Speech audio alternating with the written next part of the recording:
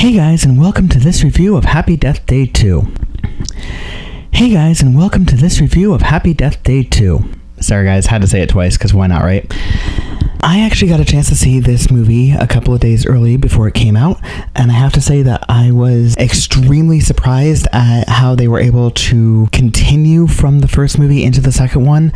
Not only the plot, but the cast of characters, the romance plot, etc. And they just did it absolutely brilliantly. I went in with somewhat shaky expectations as to how they were going to continue the first one, but they did it very, very well, very brilliantly. They brought back a lot of the original cast, and it just was an overall great movie. I absolutely loved it. And, you know, even if you're not into horror films or you just kind of like a weird romance comedy movie, you're going to absolutely love Happy Death Day 2.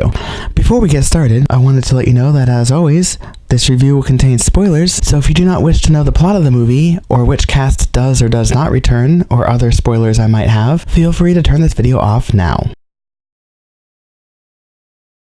For those of you who stuck around, thanks for doing so. Let's get started.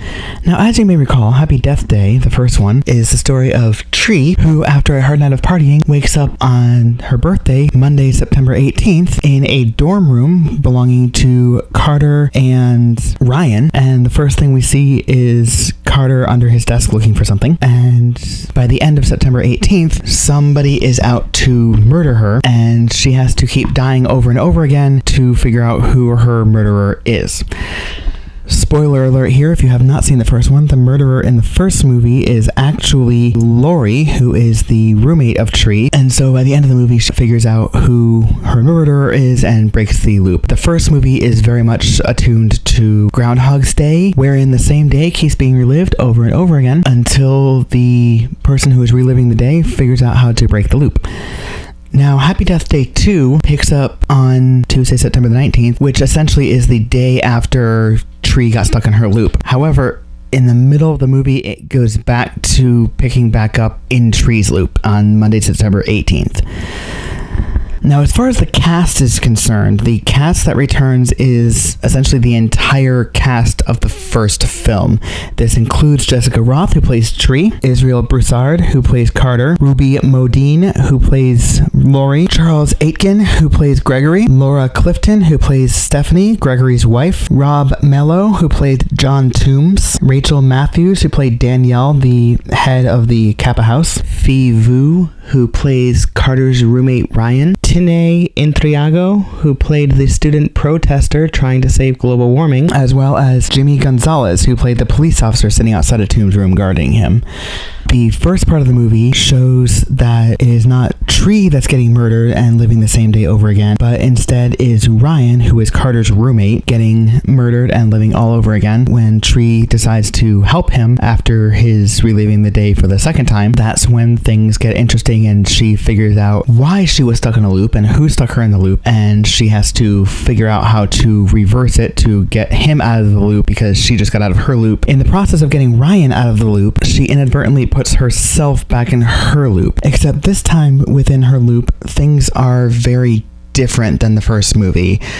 For example, Lori is very nice to Tree and is not the mean roommate that we saw at the end of the first film. And Danielle is also very kind to Tree, as well as trying out a new talent that she wants to pursue, which comes to play later in the film. The following minute or two is going to contain some big spoilers, so if you do not wish to hear some of these big spoilers and want to go see it for yourself, feel free to just skip over this minute or so of the video. The timestamp you should skip to if you want to skip over this part is on your screen.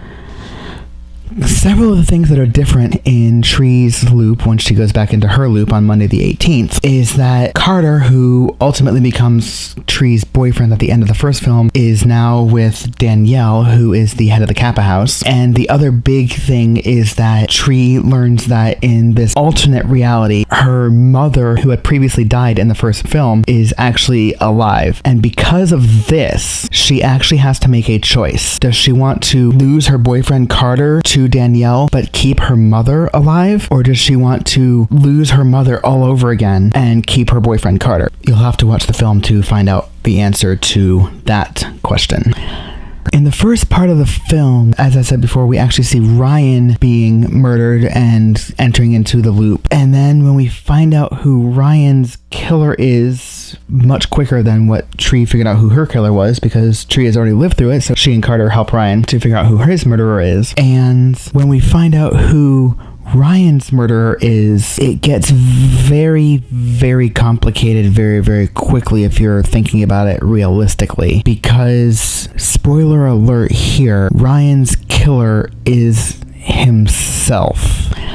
Which brings us essentially to what is known as the grandfather paradox, wherein if you go back in time to kill your grandfather, preventing yourself from ever being born, meaning that you could not go back in time to kill your own grandfather. So this brings in kind of the grandfather paradox of how does Ryan keep killing himself, but if he kills himself, that means he's dead and can't go back to kill himself. So when we find out that Ryan is the murderer of himself, we find out kind of how it is that Tree's Loop in the first movie originally came to be. And it all has to do with a machine that Ryan and his friends are building in the basement of the school. And when they try to set things right, things go awry, and then Tree goes back into her loop, but it's within a parallel universe, so it's not the same loop. Sorry if I'm confusing the crap out of you guys. This movie is great. So while this movie is a very complicated movie, it is so much fun to watch. It's one that you almost have to kind of sit and pay attention to. Now, before the movie starts, as you recall from the first movie, it 3 times starts the Universal Studios theme music.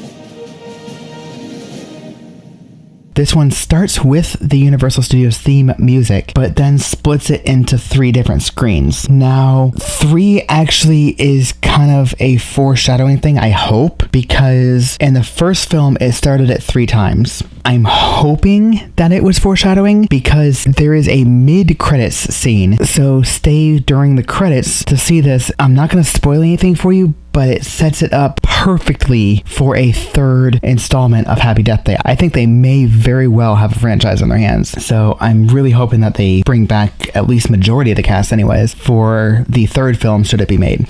Ultimately, guys, I give this 2 wibbly-wobbly, timey-wimey thumbs up. It is definitely a killer movie, so I really hope you guys get a chance to go see it while it's in theater. If not, I hope you guys are able to see it when it comes out on DVD or Netflix or whatever streaming service you might have. And yeah, that's my review for Happy Death Day 2. Hope you guys enjoyed it. If you did, please leave a comment down below in the comments section.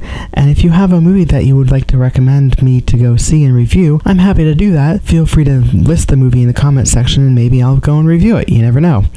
If you liked this video, don't forget to leave a thumbs up, and don't forget to subscribe and hit that bell icon up in the corner to be notified every single time that I post a new video. Thanks for watching.